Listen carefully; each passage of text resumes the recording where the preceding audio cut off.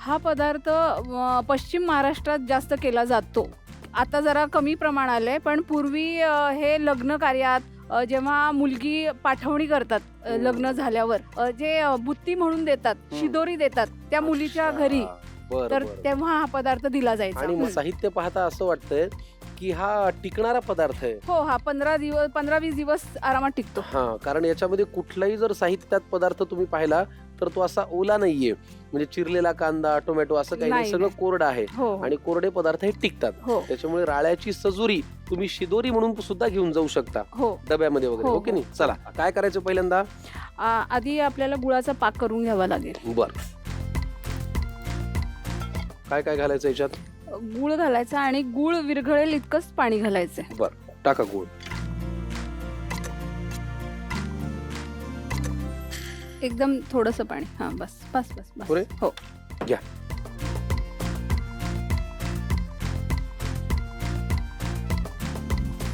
थोडंसं अजून चालेल. पाणी चालेल? थोडंसं, हा, एकदम थोडं, 1 चमचाभर. आपल्याला हा गुळ पूर्ण वितळवून घ्यायचा आहे. पूर्वी राळ्याचा भात खायचे. हो, गौरीचं आगमन असतं त्यावेळेस राळ्याचा भात पूर्वी करायचे घरात. बर, बस बंद करा. बर, ते राळे आपण भिजून त्याची पावडर केली. खमंग झालाय गुळाचा पाक. हो, आता काय? आता हा थोडा थंड करायचा. ठेवूया की तसंच? हा. काय सुगंध येतो ना छान. हो, आता याच्यामध्ये वेलची पावडर, जायफळ पावडर, सुंठ पावडर घालायची. पुरे? हो, झाली वेलची पावडर. हो, सुंठ पावडर. हो, जायफळ पावडर. ती थोडीशी बेतानी घालायची. हा, नाही तर वराड झोपी जाईल. हा पाक आता थंड करून घ्यायचा. बर, आणि गाळून घ्यायचा. आणि मग ह्याच्यात ते भाजलेलं राळ्याचं पीठ बसेल तेवढं घालायचं. मग ते सारण तयार. हो, सारण तयार करायचं त्याचं.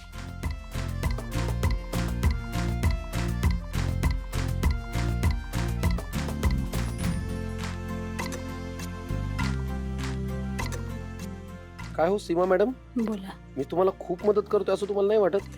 हो, खूपच मदत करताय. तेच ना, तुम्ही म्हणतच नाही काही. नाही नाही, खूपच छान मदत करताय. वा वा, धन्यवाद. हा, परफेक्ट. हो, हा पाक थोडा आता थंड होऊ द्यायचा. बर, पाकाला थोडंसं आपण साईडला ठेवूया गार व्हायला. पुढे काय? आणि तोपर्यंत आपण कणिक मळून घेऊया पारीची. चला,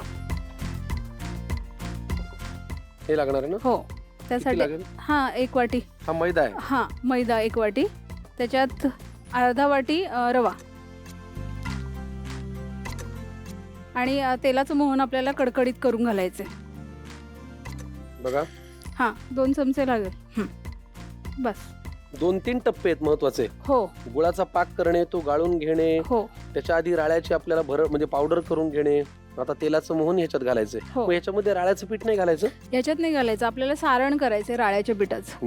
मग हा पदार्थ म्हणजे त्याचं नाव कसं सजुरी, म्हणजे साजिरी, एक असं नाजूक असं नाव आहे, तसं हा पदार्थ करायला पण नाजूक आहे. बर बर, म्हणजे तो अगदी निगुतीनच करायला लागतो. बरोबर आहे. असं घाई केली आणि केलाय पदार्थ असं नाही. शांत, सगळं शांतपणे करावं लागतं, एक एक टप्प्याने. बरोबर आहे.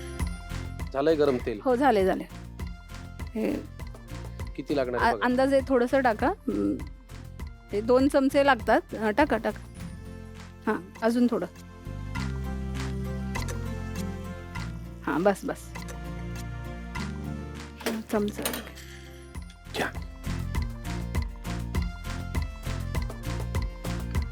याच्यात चवीपुरतं मीठ घालायचं. बर,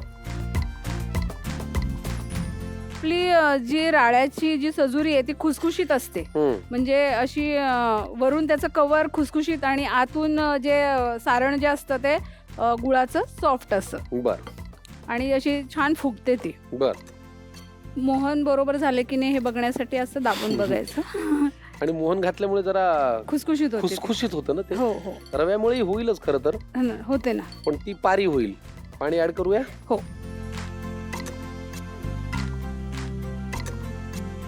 थोडं. बस थोडं. अगदी घट्ट नाही, अगदी पातळ नाही, असं गोळा मळून घ्यायचा. कणकेचा. आपलं तर ठरलंय सजोरी नाजूक पद्धतीने करायची, हो धसमुसळेपणा नाही करायचा. नाही, भसाभस मसाले घाला, तेल घाला, तूप घाला असं नाही. नावाप्रमाणे त्याचा नाजूकपणा मेंटेन राहायला पाहिजे. तोपर्यंत मी आता कढईमध्ये तेल तापत ठेवू का? हो ठेवा, चालेल. कारण मला माहिती आता पुढे तळायचं काम आहे. हो. किती लागणार आहे बघा तेल. तेल तळण्यासाठी लागेल, म्हणजे लागेल आपल्याला. आपल्याला ही जी कणिक आहे ती मळलेली 20 मिनिटं तरी आपल्याला झाकून म्हणजे भिजवून झाकून ठेवली पाहिजे, कारण त्याच्यातला रवा भिजला पाहिजे. मग तो फुलेल. बरोबर, ठीक आहे. आणि मग हे मिश्रण जे आहे ते जे तुम्ही मळून घेतलंय त्याच्यामध्ये रवा आहे, मैदा आहे, मोहन आपण घातले, ते रेस्ट करत ठेवूया. आणि झालं की पुढच्या कृतीकडे वळूया. तोपर्यंत सारण करून घेऊया आपण. चला, सारणासाठी काय काय लागतं ह्याला ठेवूया बाजूला.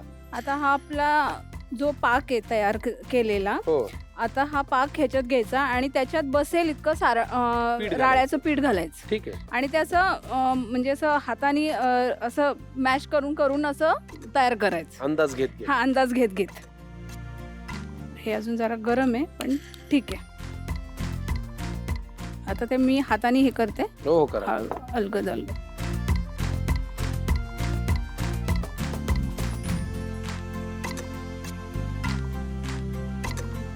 हे लागेल म्हणजे अंदाज घेत घेत असं हे करायचं.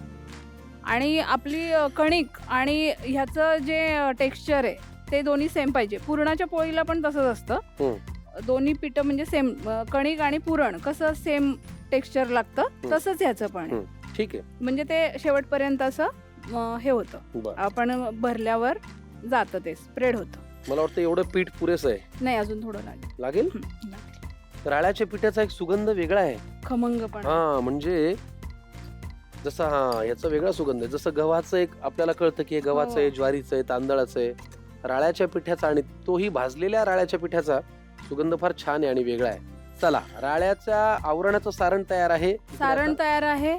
आपलं वरची पारीचं कणिक पण आपण मळून तयार ठेवलं आणि गुळाचा पाक तयार करून जे आपण केलं तेही तयार आहे. इकडे तेलही तापत ठेवलं. What next? आता आपल्याला सजुरी लाटायची, तयार करायची. ठीक आहे, तुम्हाला पोळपाट देतो, घ्या.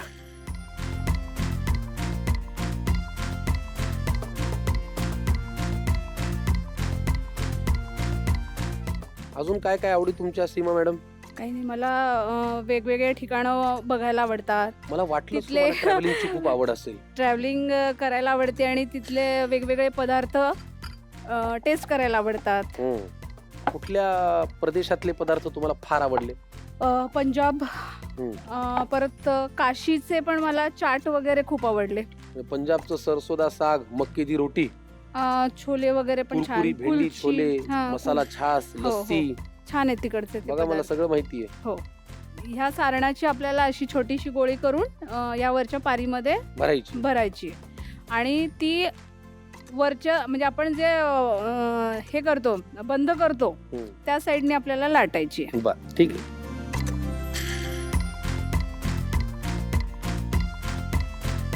म्हणजे लाटायची पण एक पद्धत आहे, परत तळायची पण एक पद्धत आहे. आणि अगदी अलगदपणे ती लाटायची. थोडीशी जाडसर लाटायची, अलगद लाटायची.